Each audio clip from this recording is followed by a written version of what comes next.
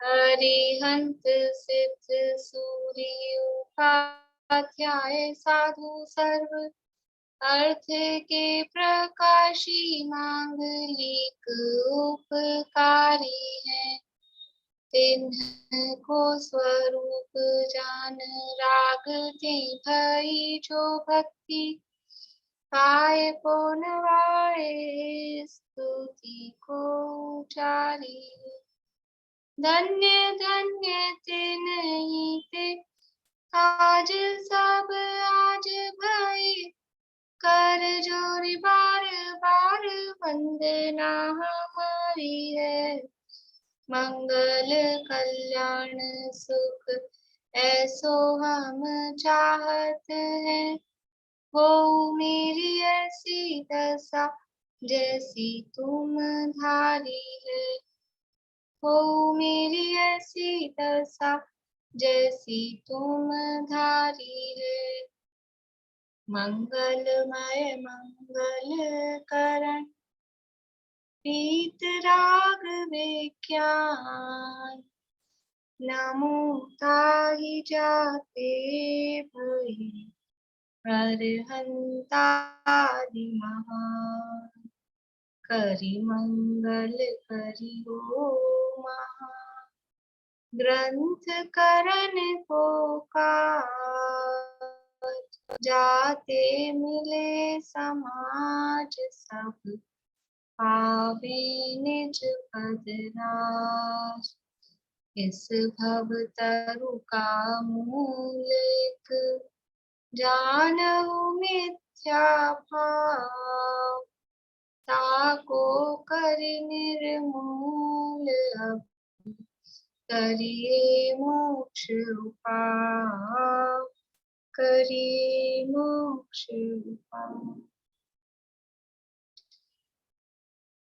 मोक्ष मार्ग प्रकाशक 8वां अधिकार नियमों के व्याख्यान का विधान यहाँ अपना चल रहा है और उसमें द्रव्यानुयोग के व्याख्यान का विधान किस प्रकार से द्रव्यानुयोग में व्याख्यान है कि जीवादि द्रव्यों का श्रद्धान कराना है और 7 तत्वों का मोक्ष मार्ग का श्रद्धान कराना है। तो उस श्रद्धान के लिए जैसे युक्ति उदाहरण हेतु न्याय अनुमान प्रमाण न्याय जिसके माध्यम से भी वो समझ में आता है उसके माध्यम से वो वस्तु की प्रतीति कराते हैं उसका निर्णय कराते हैं। और आत्मानुभव की मुख्यता है द्रव्यानुयोग में किसकी मुख्यता है प्रयोजन क्या है जीव को आत्मानुभव हो। तो आत्मानुभव की मुख्यता से जो व्यवहार क्रियाएं हैं उन व्यवहार क्रियाओं का निषेध किया गया है। और व्यवहार क्रियाओं का निषेध किस प्रयोजन से किया है शुद्ध में जाने के लिए शुभ का निषेध किया है अशुभ में जाने के लिए नहीं किया है। वो सावधानी रखने वाली बात यहाँ बताई है। इसी प्रकार से सम्यक दृष्टि के भोगों को निर्जरा का कारण कहा। सम्यक दृष्टि के भोग निर्जरा के कारण तो भोग तो बंध के ही कारण है परंतु जो सम्यक दृष्टि के श्रद्धान का बल है उसके जो परिणति में शुद्धता प्रकट हुई है उसके कारण भोग भोगते समय भी उतनी संवर और निर्जरा उसके जीवन में होती है। तो सम्यक दृष्टि की महिमा बताने के लिए उसके भोगों को भी निर्जरा का कारण यहाँ कहा है। इसी प्रकार से ये द्रव्यानुयोग में कथन किए गए हैं। फिर कहा कि द्रव्यानुयोग में और चरणानुयोग में कुछ समानता भी है। क्या समानता है कि जैसे चरणानुयोग में छद्मस्थ के बुद्धि गोचर स्थूल कथन किए हैं उसी प्रकार से यहाँ पर भी द्रव्यानुयोग में भी जो अपेक्षाएं हैं जो विवक्षाएं हैं वो छद्मस्थ के बुद्धि गोचर जो हों उन्हीं अपेक्षा से कथन किए हैं। क्यों? क्योंकि वहां भी ग्रहण त्याग का प्रयोजन था यहाँ भी ग्रहण त्याग का प्रयोजन है। यहाँ भी ग्रहण त्याग कराना है इसलिए जो जैसा चरणानुयोग में स्थूल कथन था उसी टाइप से यहाँ पे भी स्थूल मतलब छद्मस्थ के ज्ञान में आ जाए वैसा कथन यहाँ पर किया है। लेकिन सेम टू सेम चरणानुयोग जैसा है क्या कि नहीं अंतर है। चरणानुयोग में क्रियाओं की प्रधानता है और द्रव्यानुयोग में परिणामों की प्रधानता है। इस प्रकार का यहाँ पर कथन है, लेकिन कर्णानुयोग के जैसा सूक्ष्म वर्णन यहाँ पर नहीं है। देखिए 285 नंबर पेज पे लास्ट पैरा, उपयोग के शुभ अशुभ शुद्ध ऐसे 3 भेद कहे हैं, वहां धर्मानुराग रूप परिणाम वह शुभोपयोग, पापानुराग रूप व द्वेष रूप परिणाम वह अशुभोपयोग, और राग द्वेष रहित परिणाम वह शुद्धोपयोग, ऐसा कहा है। शुभोपयोग किसे कहा कि धर्म के अनुराग रूप, धर्म के प्रति जो राग है वो शुभोपयोग है, और पापों के प्रति जो राग है, पापों में जो आसक्ति है या द्वेष का जो परिणाम है वह अशुभोपयोग, और राग और द्वेष दोनों से रहित वो परिणाम वो शुद्धोपयोग है। सो इस छद्मस्त के बुद्धि गोचर परिणामों की अपेक्षा, यानी कौन से परिणाम धर्मानुराग रूप है, कौन से परिणाम पापानुराग रूप है, ये जो हमको समझ में आ जाए छद्मस्त को, उस छद्मस्त के बुद्धि गोचर परिणामों की अपेक्षा से ही ये बंटवारा किया गया है, ये कथन किया है। कर्णान योग में कषाय शक्ति की अपेक्षा गुणस्थान आदि में संक्लेश शुद्ध परिणामों की अपेक्षा निरूपण किया है, वह विवक्षा यहाँ नहीं है। कर्णान योग में तो कितनी जितनी कषाय हैं, जिस कषाय की जितनी शक्ति है उस अपेक्षा से वहां पर कर्णान योग मतलब एक अपेक्षा ऐसी है, वो उसमें ऐसा कहा जाता है अज्ञानी मिथ्यादृष्टि जीव को शुभोपयोग हो ही नहीं सकता, को शुभ भाव होगा ही नहीं। शुभ भाव तो होगा, शुभोपयोग नहीं होगा। मतलब वो परिणाम जो है, क्योंकि वो उपयोग है वो उतनी बारीकी में, यानी जो वास्तविक शुभ उपयोग जिसे कहते हैं वो शुद्ध के साथ वाला जो होता है, यानी निश्चय पूर्वक जो व्यवहार होता है उसको कहते हैं। तो एक अपेक्षा ऐसी भी है कि वो अज्ञानी को शुभोपयोगी नहीं कहते, और ऐसे अपन कहते हैं शुभ भाव तो होते हैं। अज्ञानी मिथ्यादृष्टि भी देवादि गतियों में जाता है, उनका बंध करता है, पुण्य बांधता है। तो ये अलग अलग अपेक्षाएं हैं, कहाँ एकदम बारीकी से पकड़ा जा रहा है और कहाँ जो छद्मस्तों के ज्ञान में आ जाए, ऐसा स्थूल कथन किया है।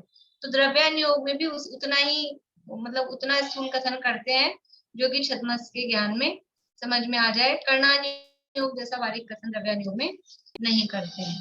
देखिए आगे 286 पेज पे, कर्णान योग में तो रागादि रहित शुद्धोपयोग यथाख्यात चारित्र होने पर होता है। शुद्धोपयोग कब होता है, कौन से गुणस्थान में शुद्धोपयोग होता है? तो द्रव्यान योग तो कहेगा चौथे में भी है, पांचवे में भी है, छठे सातवें में भी है, द्रव्यान योग तो ये कहेगा। लेकिन कर्णान योग क्या कह रहा है, शुद्धोपयोग का मतलब केवल शुद्धोपयोग हो और दूसरा साइड में कुछ भी नहीं हो। तो कर्णान योग में तो रागादि रहित शुद्धोपयोग वो यथाख्यात चारित्र होने पर, यानी संपूर्ण कषायों का जब अभाव हो गया 11वें 12वें गुणस्थान में जो यथाख्यात चारित्र है, तब जाके शुद्धोपयोग होता है। वह मोह के नाश से स्वयं होगा। निचली अवस्था वाला शुद्धोपयोग का साधन कैसे करे, यानी शुद्धोपयोग कब होगा कि शुद्धोपयोग का अर्थ वहां ले रहे हैं कि केवल केवल प्योरली शुद्धोपयोगी हो, और वो शुद्धोपयोग का अर्थ भी क्या कि संपूर्ण कषायों से रहित जो भाव है उसका नाम शुद्ध, वो जो उपयोग है उसका नाम शुद्धोपयोग। वो कब होगा कि वो तो संपूर्ण कषायों का भाव तो उपशम की अपेक्षा 11वें में है, क्षय की अपेक्षा 12वें में है, यानी यथाख्यात चारित्र जब होता है तब होगा। तो शुद्धोपयोग कब होगा कि जब 11वें 12वें में पहुंच जाएंगे तब शुद्धोपयोग होगा। ये कर्णान योग की अपेक्षा, अगर ऐसा कहेंगे तो फिर नीचे के गुणस्थानों में क्या होगा, निचले गुणस्थानों में भी द्रव्यान योग शुद्धोपयोग स्वीकार करता है कि वो जितनी शुद्धता प्रकट हुई, जितनी कषाय चौकड़ी का भाव हुआ और जिस समय उपयोग आत्मा के साथ जुड़ा हुआ है उस समय शुद्धोपयोग है। देखो चौथे पांचवें गुणस्थान में, छठे में भी ले लो भले, छठे सातवें में भी, लेकिन चौथे वाला लो, तो जिस समय उपयोग आत्मा में है, शुद्धोपयोग की काल है, जिस समय शुद्धोपयोग का काल है उस समय राग है कि नहीं वहां पे, चौथे गुणस्थान में उपयोग आत्मा से जुड़ा हुआ है, उपयोग शुद्ध है, लेकिन साथ में राग है कि नहीं वहां पर, वो है, वो मौजूद है वहां पर। पांचवे में भी, यानी जितनी कषाय चौकड़ी बाकी है उतना राग उसी समय वहां विद्यमान है। तो कर्णान योग बारीकी से कहेगा तो कहेगा कि नहीं, अभी यहाँ राग विद्यमान है तो हम शुद्धोपयोग नहीं कह रहे। लेकिन देखो, ये है देखने का नजरिया। कर्णान योग एक ऐसे होता है ना, मतलब कुछ लोग होते हैं जैसे टीचर टाइप के लोग होते हैं। टीचर टाइप के लोग होते हैं मतलब उनको गलती पहले दिखती है, अच्छी बात पूरे कॉपी में अच्छा लिखा है, पूरा पेज बहुत अच्छा साफ सुथरा बढ़िया लिखा है, वो तो ठीक है कुछ नहीं, लेकिन जहाँ एक मात्रा गलत होगी, दादा बोलते हैं वहां डंक मारते हैं वहां गोला लगा देते हैं। और कुछ लोग होते हैं कि वो एक मात्रा गलत है उसको हाईलाइट नहीं करते, बाकी सब बढ़िया है तो हाँ अच्छा है, ऐसा देखते हैं। ये देखने की दृष्टि है, दोनों दृष्टियां हैं। कोई व्यक्ति उस भाई सारी गलतियां निकालनी है तो वो बारीक से बारीक गलती भी पकड़ता है।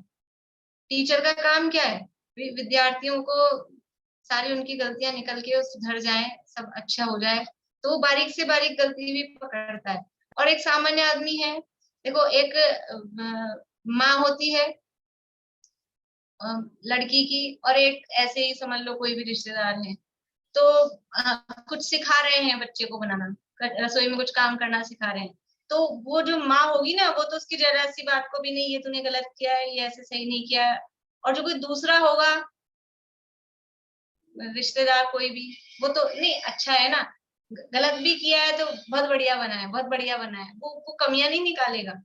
उसको क्या मतलब है, एक दिन के लिए आया है, कमी निकाल के बुरा काहे को बने।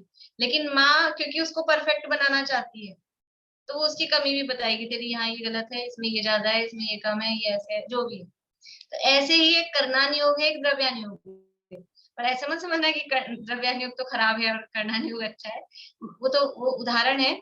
लेकिन एक की नजर, द्रव्यान योग की नजर, उसने जितना अच्छा किया, जितना उपयोग शुद्ध हुआ, उसकी नजर उस पे है, वो उसको पकड़ता है कि शुद्धोपयोग है। और कर्णान योग की नजर किस पे है कि जहां गलती है ना, जहां राग पड़ा है, जहां कमी है, वो उसको पकड़ता है कि नहीं, अभी अ, जैसे पीछे उदाहरण दिया था, ब्रह्मचर्य कहाँ पर होगा, तो चरणान योग तो कह देगा कि हाँ इस प्रतिमा में है कि इस गुण स्थान में है, ब्रह्मचर्य है। और कर्णान योग कि नहीं, अभी वहां तक नवे तक आपकी मैथुन संज्ञा चल रही है। ऐसे ये मतलब देखने का नजरिया है। वस्तु तो जैसी है, वस्तु स्थिति ऐसे नहीं, वस्तु कोई दो तरह की अलग अलग है, वस्तु में तो दोनों चीजें वहां है, लेकिन कौन सी दृष्टि, द्रव्यान योग की दृष्टि किसको मुख्य कर रही है, कर्णान योग की दृष्टि किसको मुख्य कर रही है। तो कर्णान योग है वो बारीकियों को पकड़ता है, और द्रव्यान योग चरणान योग है वो उतनी बारीकी में नहीं जाता है, चलाते हैं इतना, ठीक है। जैसे अगर हिंदी का आपका साहित्य का मतलब सब्जेक्ट का पेपर हो ऐसा, तो वहां आपकी अशुद्धियां पकड़ी जाती हैं। इंग्लिश लैंग्वेज का एग्जाम होता है ना, इंग्लिश का, तो वहां आप इज लिख रहे हो कि वॉज लिख रहे हो, इसकी जगह वॉज लिख रहे हो, कि कहीं आईएनजी लगाना है, कहीं आईएनजी नहीं लगाना है, वो गलतियां आपकी, उसके सारे मार्क्स कटेंगे। लेकिन अगर इंग्लिश सब्जेक्ट नहीं है और मान लो मैथ्स है, मैथ्स में भी इंग्लिश मीडियम में इंग्लिश में ही लिखना है, तो वहां इसकी जगह वॉज लगा दिया और कहीं आईएनजी लगा दिया, कहीं नहीं लगाया, तो वो मैथ्स वाले ध्यान नहीं देते, ठीक है आपका सवाल सही है, जो छोटा मोटा जो लिखना है वो बराबर है, तो ठीक है।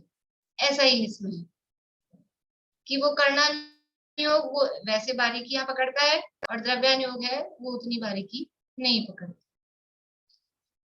तो कर्णान योग में तो रागादि रहित शुद्धोपयोग यथाख्यात चारित्र होने पर होता है।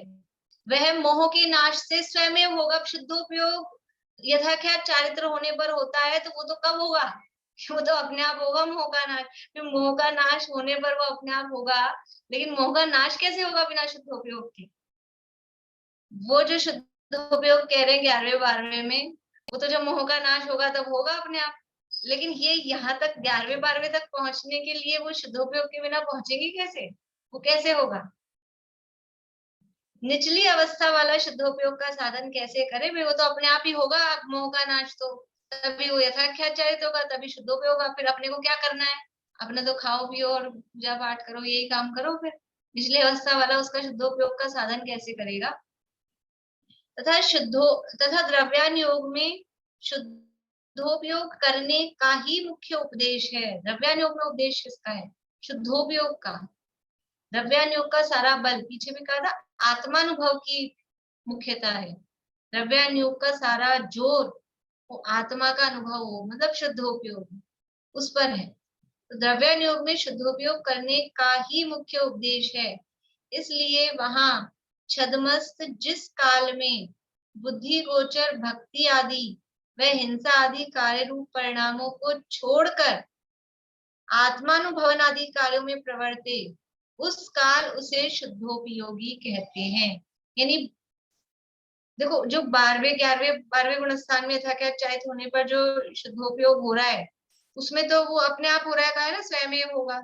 उसमें तो कोई ऐसा विशेष अलग से जीव कुछ करता हुआ दिख रहा है, ऐसा नहीं है। लेकिन अभी यह निचली भूमिका में ये जो पूजा पाठ व्रत उपवास, जो पीछे कहा कि कोई तीर्थ यात्रा मंदिर आदि में ही लगे हुए हैं, कोई पूजा पाठ में व्रत उपवास में बाहरी क्रियाओं में लगे हैं, तो वो उन कामों को छोड़कर अब बुद्धि पूर्वक विचार पूर्वक निर्णय पूर्वक वो आत्मानुभव के काम में लग रहा है और वो कर रहा है।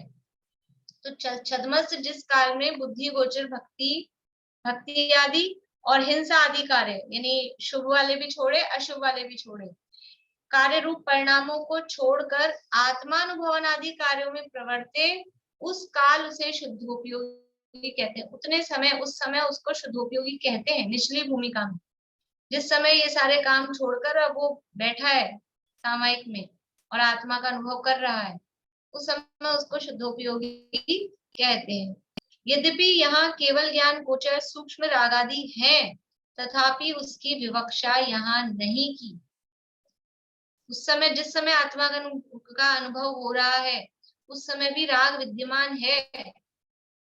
चौथे में भी है, पांचवे में भी है, छठे सातवें में भी है। लेकिन द्रव्यानुयोग उसको हाईलाइट नहीं करता। द्रव्यानुयोग जितनी कषाय बची हुई है ना, उसको हाईलाइट नहीं करता। वो कमी को नहीं देख रहा। वो जितना गुण प्रकट कर लिया, जितनी कषाय का अभाव कर लिया, वो उसको हाईलाइट करता है। और कर्णानुयोग जितनी कषाय बची हुई है, वो उसको देखता है कि नहीं अभी है, अभी ये कमी है, अभी ये दोष है, ये कषाय है। तो द्रव्यानुयोग की नजर कैसी है कि जिस समय आत्मानुभव कर रहा है, उस समय भले ही राग हो, देखो आत्मानुभव कर रहा है, क्या कहा पहले, बुद्धि गोचर भक्ति आदि, यानी शुभ राग नहीं है, और हिंसा आदि कार्य मतलब अशुभ राग द्वेष दोनों नहीं है, यानी राग द्वेष दोनों नहीं है, बुद्धि गोचर राग द्वेष नहीं है, और आत्मानुभव हो रहा है, उसी को शुद्धोपयोग कहा द्रव्यानुयोग में। जो पीछे भी परिभाषा ली थी ना, कि जहाँ छद्मस्त के बुद्धि गोचर ये राग द्वेष रहित परिणाम वह शुद्धोपयोग, पहली लाइन इस पैराग्राफ की पहले वाक्य में कहा ना, धर्मानुराग रूप परिणाम शुभोपयोग, पापानुराग व द्वेष रूप परिणाम अशुभोपयोग, और राग द्वेष रहित परिणाम शुद्धोपयोग। तो जिस समय आत्मानुभव करने बैठा है, उस समय ना धर्म का राग है, ना कोई पाप का राग है, ना कोई किसी के प्रति द्वेष है। कैसे नहीं है कि अंदर पड़ा है, लेकिन उपयोग रूप में छद्मस को पकड़ में आ जाए, ऐसा राग द्वेष शुभ अशुभ भाव वहां नहीं है, इसलिए उस समय उसको शुद्धोपयोगी कहते हैं। और उसके अलावा टाइम में तो होता ही है, फिर तो दिखता ही है। जिस समय आत्मानुभवन आदि नहीं कर रहा है, आत्मानुभव सामायिक नहीं कर रहा है, उसके आगे पीछे काल में तो राग द्वेष के अलावा दिखेगा क्या? या तो राग होगा धर्मानुराग रूप की, या फिर कोई पाप रूप परिणाम, द्वेष रूप परिणाम होगा, ये होगा। तो इसलिए वहां छद्मस जिस काल में बुद्धि गोचर भक्ति आदि व हिंसा आदि कार्य रूप परिणामों को छोड़कर आत्मानुभवन आदि कार्यों में प्रवर्ते, उस काल उसे शुद्धोपयोगी कहते हैं। यद्यपि यहाँ केवल ज्ञान गोचर सूक्ष्म रागादि हैं, तथापि उसकी विवक्षा यहाँ नहीं की। विवक्षा मतलब उसकी मुख्यता, उसको अभी यहाँ ध्यान नहीं दिया है, उसकी अपेक्षा यहाँ नहीं है। अपनी बुद्धि गोचर रागादि छोड़ता है, इस अपेक्षा उसे शुद्धोपयोगी कहा है। जो उसको खुद को पकड़ में आए, अपनी बुद्धि गोचर, दूसरों को आए खुद को आए, ऐसे रागादि कभी नहीं है, उपयोग आत्मा में ही लगा हुआ है। तो अपनी बुद्धि गोचर जो रागादि हैं उनको छोड़ता है, इस अपेक्षा उसको शुद्धोपयोगी कहा है। खुद बुद्धि पूर्वक उसका उपयोग ना राग में लगा हुआ है ना द्वेष में लगा हुआ है, वो राग द्वेष से रहित है। तो जो राग द्वेष से रहित है उसी परिणाम का नाम शुद्धोपयोग यहाँ पे द्रव्यानुयोग में कहते हैं। इसी प्रकार स्वपर श्रद्धानादि होने पर सम्यक्त्वादि कहे वह बुद्धि गोचर अपेक्षा से निरूपण है। सूक्ष्म भावों की अपेक्षा गुणस्थान आदि में सम्यक्त्वादि का निरूपण करणान योग में पाया जाता है। इसी प्रकार अन्यत्र जानना, यानी जो द्रव्यानुयोग में सम्यक तो किसके कहा, स्वपर का श्रद्धान, आपा पर का भेद विज्ञान, उसका नाम सम्यक है। अभी नवे अधिकार में आएंगे सम्यक के विभिन्न लक्षण, 4 प्रकार के लक्षण।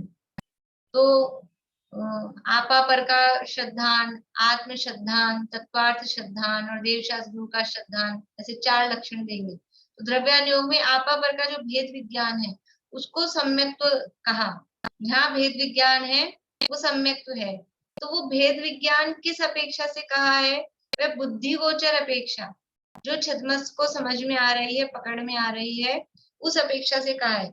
मतलब क्या है, द्रव्यानुयोग में केवल ज्ञान गम्य निरूपण नहीं है, अपने को पकड़ में आ जाए ना, अपने को समझ में आ जाए, वैसा ही निरूपण द्रव्यानुयोग में, क्योंकि आत्मानुभव कराने का प्रयोजन है। और वो केवल ज्ञान गम्य बातों का निरूपण करेंगे तो अनुभव कहाँ आएगा, क्योंकि अपने को पता ही नहीं चल रही चीजें। तो जो अपने को पकड़ में आए वैसा निरूपण करते हैं, उसके माध्यम से वो आत्मानुभव आदि कार्य होते हैं। यह आत्मानुभव कराने का प्रयोजन है। प्रयोजन तो वहां भी वही है, लेकिन यहाँ सीधा डायरेक्टली वही प्रयोजन है।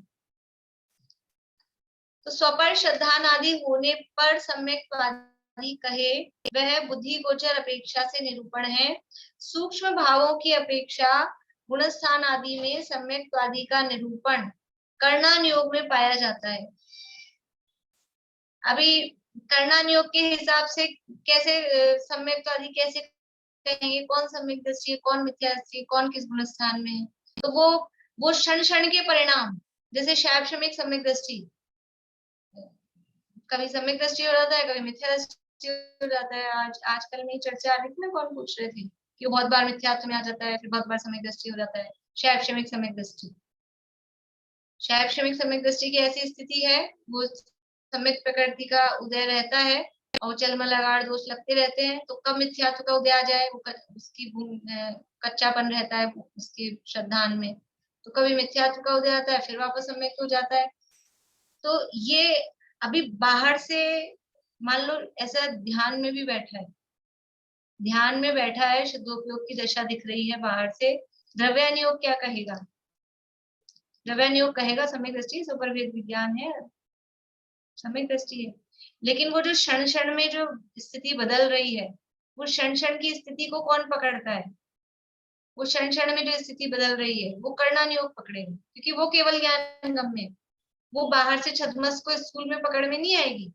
कौन से मुनिराज अभी तो छठे सातवें गुणस्थान में, अभी चौथे में आ गए कि अभी पहले में आ गए, बाहर से देखने में पता लगता है किसी को, बाहर से एक सी दशा दिख रही है और बहुत अच्छे दशा दिख रही है, लेकिन बाहर से देखने पे छठा सातवां भी नहीं पता लगता, आठवां दसवां भी नहीं पता लगता, ध्यान में बैठे कैसे पता लगेगा। और ये चौथे पांचवे में आ गए यही मुनिराज, ये भी नहीं पता चलेगा, और पहले में आ गए वो भी नहीं पता चलेगा। वो तो 13वां हो जाएगा, फिर कुछ चमाचम हो जाएगी, कुछ अलग बातें हो जाएगी, तब बाहर से दिखाई देगा। अंदर की परिणति तो नहीं पता लगती है ना। कर्णानुयोग वो अंदर से देखता है, और द्रव्यानुयोग है वहां भी अंदर से देखते हैं, लेकिन वो अंदर में सपर भेद विज्ञान उसको मुख्य करते हैं, वहां कर्मों की जो स्थितियां हैं उसको मुख्य नहीं किया जाता है। तो जो सपर श्रद्धान आदि होने पर सम्यक तो कहा है वह बुद्धि गोचर अपेक्षा से, मतलब जैसे 7 तत्व का श्रद्धान, तत्वार्थ श्रद्धानम सम्यक दर्शनम कहा, तो वहां पर वो जो भेद रूप है समझ लो, जो समझ में आ जाता है, जो दिखाई देता है, जो अंदर विकल्पात्मक रूप में भी चल रहा है, उसको भी यहाँ सम्यक्त्वादी कह दिया जाता है। इसी प्रकार अन्यत्र जानना। इसलिए द्रव्यानुयोग के कथन की विधि कर्णानुयोग से मिलाना चाहे तो कहीं तो मिलती है, कहीं नहीं मिलती है। ऐसे नहीं कह रहे पूरा की पूरी नहीं मिलती है, लेकिन से चरणानुयोग की और द्रव्यानुयोग की कहीं मिलती है, कहीं नहीं मिलती है। समानता बताई कि वहां पर भी ग्रहण त्याग का प्रयोजन है, यहाँ पर भी ग्रहण त्याग का प्रयोजन है, तो इस अपेक्षा से तो विधि मिल रही है, समानता है। लेकिन चरणानुयोग में क्रियाओं की प्रधानता है, द्रव्यानुयोग में परिणामों की प्रधानता है, इस अपेक्षा से विधि नहीं मिल रही। ऐसे ही कर्णानुयोग में भी कुछ बातों में विधि मिलती है, कर्णानुयोग और द्रव्यानुयोग में कुछ बातों में समानता रहती है, और कुछ बातों में जहां बारीक बातें हैं वहां समानता नहीं रहती। इसलिए हर चीज को अपन उससे मिलाना चाहें, एक सा देखना चाहें, तो एक सा नहीं दिखता है। इसलिए द्रव्यानुयोग के कथन की विधि कर्णानुयोग से मिलाना चाहें तो कहीं तो मिलती है, कहीं नहीं मिलती। जिस प्रकार यथाख्यात चारित्र होने पर तो दोनों अपेक्षा शुद्धोपयोग है। यथाख्यात चारित्र होने पर तो द्रव्यानुयोग भी शुद्धोपयोग कह रहा है, कर्णानुयोग भी शुद्धोपयोग कह रहा है, तब तो दोनों शुद्धोपयोग कह रहे हैं। परंतु निचली दशा में द्रव्यानुयोग अपेक्षा से तो कदाचित शुद्धोपयोग होता है, परंतु कर्णानुयोग अपेक्षा से सदा काल कषाय अंश के सद्भाव से शुद्धोपयोग नहीं है। देखो, निचली दशा में द्रव्यानुयोग की अपेक्षा, द्रव्यानुयोग क्या कहेगा कि कदाचित, कदाचित मतलब कभी, चौथे पांचवें गुणस्थान में क्या सदाकाल शुद्धोपयोग है? सदा काल नहीं है, कभी कभी है, तो वो कदाचित कभी शुद्धोपयोग होता है। परंतु कर्णानुयोग अपेक्षा से सदा काल कषाय अंश का सद्भाव है। कर्णानुयोग कह रहा है वो कषाय का सद्भाव तो हर समय सम्यक दृष्टि जीव को तीन कषाय का जो सद्भाव है, तो वो सद्भाव कब नहीं है? वो जब तक वो उस गुण स्थान में है तब तक हर समय वो, चाहे वो आत्मानुभव भी कर रहा है उस समय भी उसको वो कषाय का सद्भाव है, और जब तक कषाय का सद्भाव है तब तक शुद्धोपयोग नहीं हो सकता, वो ऐसा कहता है। इसलिए कर्णानुयोग की अपेक्षा सदा काल कषाय अंश के सद्भाव से शुद्धोपयोग नहीं है। द्रव्यानुयोग तो कह रहा है, देखो जो ऊपर बात की ना, कहीं तो विधि मिलती है, कहीं विधि नहीं मिलती है, तो कहाँ मिल रही है कि यथाख्यात चारित्र होने पर 11वें गुणस्थान से ऊपर तो दोनों मान रहे हैं कि शुद्धोपयोग है, लेकिन चौथे पांचवें छठे सातवें नीचे के गुणस्थानों में द्रव्यानुयोग तो कह रहा है हाँ कभी कभी शुद्धोपयोग होता है, लेकिन कर्णानुयोग बोलता है कि नहीं, वहां हमेशा कषाय विद्यमान है, इसलिए वहां पर शुद्धोपयोग नहीं। तो ये कथन की अपेक्षाएं हैं, ये जिनवाणी के कथन की विवक्षाएं हैं, ये देखने का नजरिया है। बात अपने को समझ में आ गई, वहां स्थिति क्या है, चौथे पांचवें छठे सातवें गुणस्थान में स्थिति क्या है अपने को सामने दिख रही है। लेकिन एक है वो गलतियों को हाईलाइट कर रहा है, वो राग को हाईलाइट कर रहा है, वो कषाय को हाईलाइट कर रहा है, और एक है कि वो जितना अच्छा काम किया, जितनी कषाय का अभाव हुआ और उसके कारण जितना शुद्धोपयोग हुआ, आत्मानुभव की जो दशा बनी, वो उसको हाईलाइट करते हैं। तो कहीं दोनों की कुछ बातों में विचार समान है, कुछ बातों में विचार नहीं मिलते हैं। अपने भी ऐसे होता है घर में, कहीं कहीं एक आध बात में विचार मिलते हैं किसी से, और 100% किसी के विचार मिलते हो दो लोगों के, ऐसा कभी हो ही नहीं सकता। एक दो विचार मिल जाए तो अपन समझते हैं हाँ अपने विचार कितने मिलते हैं, 100% कभी नहीं मिलते। ऐसे ही अनुयोगों में भी अगर 100% मिल जाए अनुयोगों में एक सही, तो फिर अलग अलग कहेंगे ही क्यों, फिर चार क्यों कहेंगे अनुयोग, फिर तो एक ही हो जाएगा ना। इसलिए कुछ बातें समान है, कुछ बातें अलग है, ऐसा यहाँ पर जान लेना।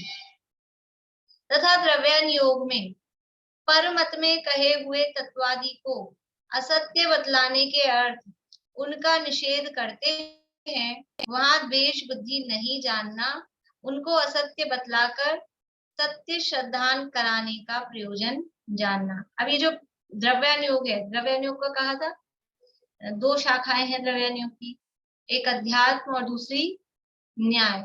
तो जो न्याय है, उस न्याय ग्रंथों में परमत के देखो, वैसे तो न्याय में स्वयं का मंडन ये मुख्य है, अपने को बात समझ में आ जाए, जो शुरू में कहा था ना, जैसे भी करके जीवादि द्रव्यों का, मोक्ष मार्ग का, सात तत्वों का स्वरूप समझ में आ जाए, वैसी हेतु युक्ति दृष्टांत वो देना, उसका नाम न्याय है।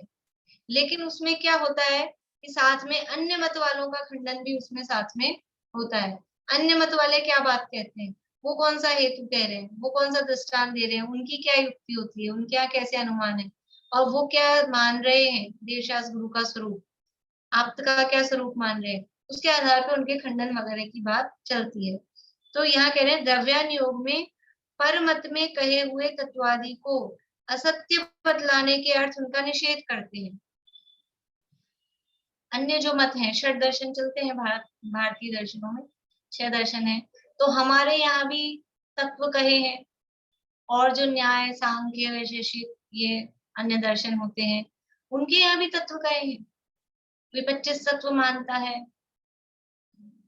कोई 5 तत्व मानता है, सबके अलग अलग है। प्रमाण प्रमाण की चर्चा सब दर्शनों में मिलती है। नए की चर्चा केवल जैन मत में है, केवल जैन धर्म में है।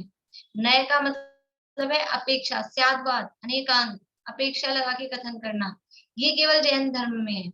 इसके अलावा प्रमाण की चर्चा मतलब संपूर्ण वस्तु का कथन करना, वो सब दर्शनों में है। लेकिन अब वो प्रमाण तो सब मानते हैं, लेकिन प्रमाण का स्वरूप भी अलग अलग मानते हैं। प्रमाण के स्वरूप में ही चक्कर है। जैसे भगवान को सब मानते हैं, जो आस्तिक दर्शन है वो भगवान को मानते हैं, लेकिन भगवान के स्वरूप में अंतर है, कैसे को भगवान मान रहे हैं। अभी समझ लो दिन में अपना प्रकरण चल रहा है, वो कैसा भगवान मानते हैं कि भगवान के जन्म हो रहा है, भगवान का मरण हो रहा है, भगवान को रोग हो रहा है, भगवान भोजन कर रहे हैं, उनको भूख लग रही है। ये भगवान को तो मान रहे हैं, लेकिन उनका स्वरूप अलग अलग। ऐसे ही तत्व तो सब मान रहे हैं, लेकिन वो तत्व का स्वरूप क्या है, आत्मा सब मानते हैं। अभी 5-7 दिन पहले मैं वो न्यूज़पेपर में भास्कर में एक आता है, पंडित विजय शंकर मेहता का ऐसे एक कॉलम आता है, तो उसका हेडिंग ऐसा कुछ था, आत्मा को जान लो तो सब अभी मतलब सब दुख दूर हो जाए, ऐसा कुछ था। तो वो हेडिंग देख के मुझे पढ़ने की इच्छा हो गई, तो पढ़ा। उसमें ये लिख रहा था कि कहीं भी सुख नहीं है, किसी भी चीज में सुख नहीं है, ये सब इंद्रिय विषय है, आत्मा में ही सुख है। ऐसे लग रहा था किसी जैनी ने लिखा हो, स्वाध्यायी ने लिखा हो, मतलब यही सारी बातें उसमें लिखी थी। तो अभी और चलते हैं, ब्रह्मा कुमारी वगैरह के चलते हैं, तो लोग डिफरेंस नहीं कर पाते, ऐसे लगता है कि ये तो ऐसी बात बता रहे हैं अच्छी आत्मा की। आत्मा को सब मानते हैं, लेकिन आत्मा का स्वरूप क्या है, वास्तव में वो आत्मा कैसा है। गीता में आत्मा का स्वरूप आता है, क्या स्वरूप आता है, नैनम, यानी शस्त्र से कटता नहीं है, अग्नि से जलता नहीं है, पानी से गलता नहीं है, ये सब ऐसा स्वरूप अपने आप ही ऐसा मानते हैं। आत्मा ऐसा ही है ना, अपने एक भजन है, आत्मा हूँ आत्मा हूँ आत्मा, शस्त्र से भी मैं कभी कटता नहीं, और तीर से भी मैं कभी छिलता नहीं, और अग्नि से भी मैं कभी जलता नहीं, जल गलाए तो कभी गलता नहीं। लेकिन इससे आत्मा का स्वरूप समझ में आता है क्या, इससे आत्मा पकड़ में आ रहा है क्या। आत्मा किससे पकड़ में आता है, आत्मा ज्ञान लक्षण से पकड़ में आता है। अमूर्तिक पना आत्मा का, आत्मा में गुण है अमूर्तिक, आत्मा अमूर्तिक है, आंखों से दिखाई नहीं देता, पानी से गलता नहीं और अग्नि से जलता नहीं, क्योंकि वो अमूर्तिक है। लेकिन ये अमूर्तिक पना औरों में भी तो पाया जा रहा है, धर्म धर्म आकाश काल भी तो अमूर्तिक है। आत्मा कैसे पकड़ में आता है, आत्मा का स्वरूप क्या है, ज्ञान दर्शन ये जो है, इन गुणों का स्वरूप वो कहीं नहीं। जो वास्तव में जो आत्मा का स्वरूप है, वो स्वरूप कहीं नहीं समझ में आता, वो स्वरूप कहीं नहीं दिखाई देता। तो यहाँ द्रव्यान योग में इस तरह अपन ये द्रव्य संग्रह पढ़ रहे हैं ना, और भी समय सार में भी है। समय सार में पहला कलश ही, पहली गाथा ही, उसमें ही जो जो विशेषण दिए हैं, न मैं समय साराय स्वानुभूत्या चकासते चित स्वभावाय भावाय सर्व भावांतरच्छिदे, ये जितने विशेषण दिए हैं, ये सब विशेषण एक एक मत का खंडन करने के लिए, क्योंकि कोई मत वाला ऐसा मानते हैं कि आत्मा अपने को ही नहीं जान सकता, ऐसे दर्शन वाले हैं, ये न्याय वैशेषिक वाले हैं कि ज्ञान पर को तो जानता है। अपनी भी 44वीं कथा चली थी द्रव्य संग्रह में, उसमें आई थी ये बात, आप लोगों को ध्यान तो, कि ज्ञान पर को तो जानता है सबको, अपने को नहीं जानता, ऐसा वो मीमांसक वैशेषिक न्याय वैशेषिक वो ऐसा मानते हैं, सबको जानता है अपने को नहीं जानता, और दर्शन अपने को जानता है पर को नहीं जानता, ऐसा वहां दंसन बुब्बम नानम वाली जो गाता है ना, उसमें वहां दिया है ये बात। तो उनको ये बताने को कि ज्ञान पर को सबको तो जानता है, अपने को भी जानता है, ऐसा बताने के लिए ये स्वानुभूत्या चकासते, ये अपनी अनुभूति से प्रकाशित होता है, स्वानुभव में जाना जाता है, आत्मा स्वानुभव में जाना जाता है। सबको तो जाना और निज को नहीं जाने, इस क्या फायदा, दुनिया को जाने और अपने आप को ही नहीं जाने, उसका क्या मतलब। तो ऐसा नहीं है। इसी तरह से और भी कोई सत्ता ही स्वीकार नहीं करते तो उसको बोलते हैं भावा है, सत्स्वरूप है। फिर कुछ लोग आत्मा को चैतन्य नहीं मानते, ज्ञान अलग से आके जुड़ा है, ज्ञान अलग है आत्मा अलग है, उसको कहते हैं चित्त स्वभाव है, चैतन्य स्वरूपी है, और सब कुछ नहीं जानता है, जो जो हो चुका है भूतकाल को तो जानता है, भविष्य को नहीं जानता है, ऐसा मानते हैं लोग। तो सर्व भावांतरच्छिदे, संपूर्ण लोकालोक को, त्रिकालवर्ती समस्त पदार्थों को, सबको जानता है। एक एक विशेषण, ये जो है द्रव्य संग्रह की जो बात है ना दूसरी, जीवो वो मो अमुक्ति कत्ता सदेह परिमाणो भूता संसारत्थो सिद्धो सो विश्व सोड़ गई, ये पूरे 9 विशेषण 9 मतों का खंडन करने के लिए दिए हैं।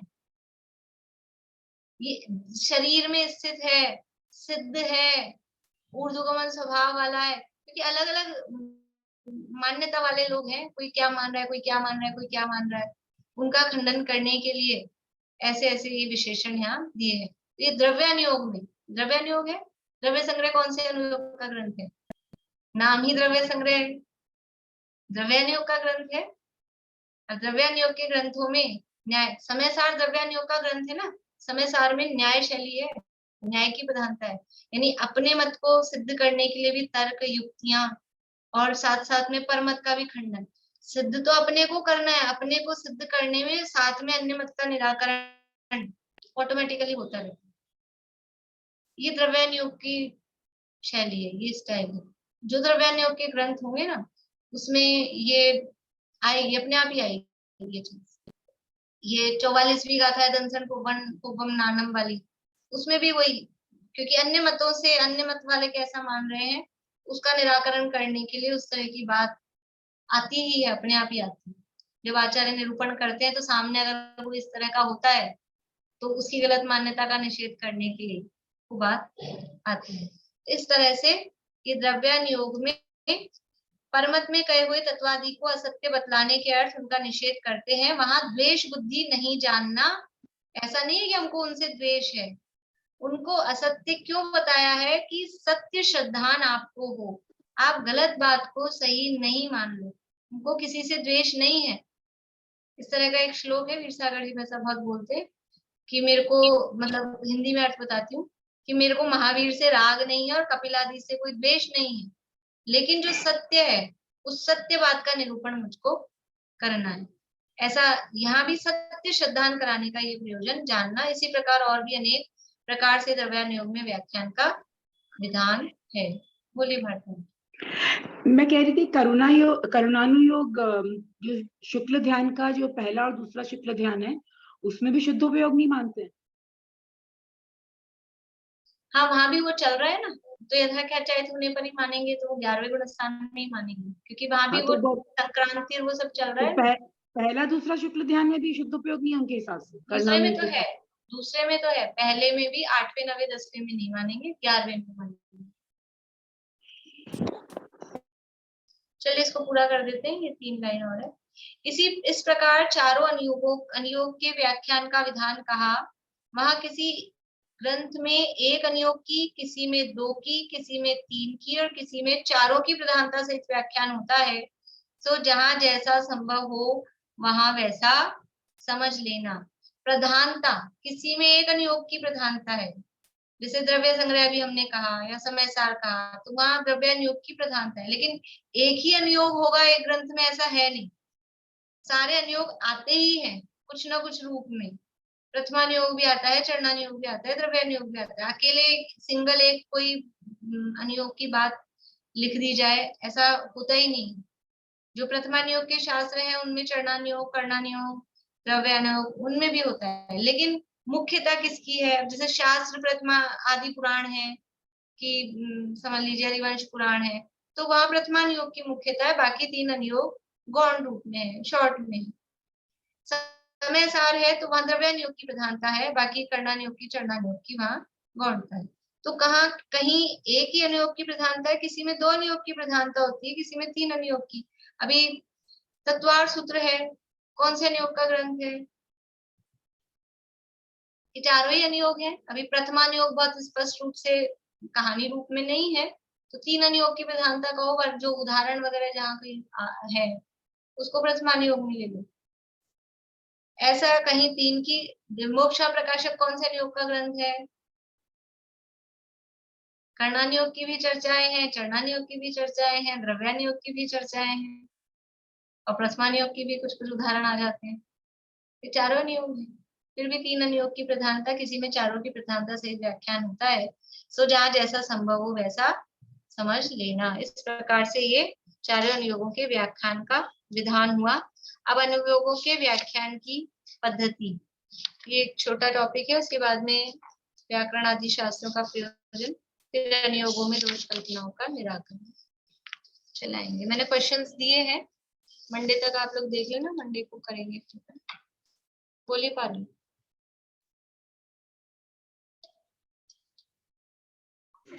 भाभी, तो कर्णानुयोग में जो गुणस्थान में चढ़ते हैं तो वो कैसे चढ़ना बताएगा, या कर्णानुयोग बताएगा ही नहीं? बताएगा ना, कषायों के, कषाय चौकड़ी के अभाव से, जितनी जितनी कषाय चौकड़ी का अभाव हो रहा है उस हिसाब से। कर्णानुयोग में भी कह दिया ना, इसीलिए 100% पूरा सूक्ष्म कथा नहीं हो या निश्चयपरक कथा नहीं हो, कर्णानुयोग में ऐसा नहीं है।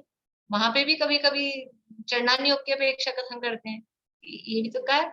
इसलिए ऐसे कोई क्या बोलते हैं, आग्रह रखकर बिल्कुल हार्ड एंड फास्ट हमको तो ऐसा ही कहना है, ऐसा हट पूर्वक जिनवाणी में कोई कथन नहीं है। अपन भी नहीं कर सकते, जीवन में भी नहीं हो सकता, भले ही कोई कहे ये ऐसा है, लेकिन किसी एक चीज का आग्रह या हट रख के, इसी का नाम है अनेकांत। ये सब चलता है, मिक्स होके चलता है जिनवाणी।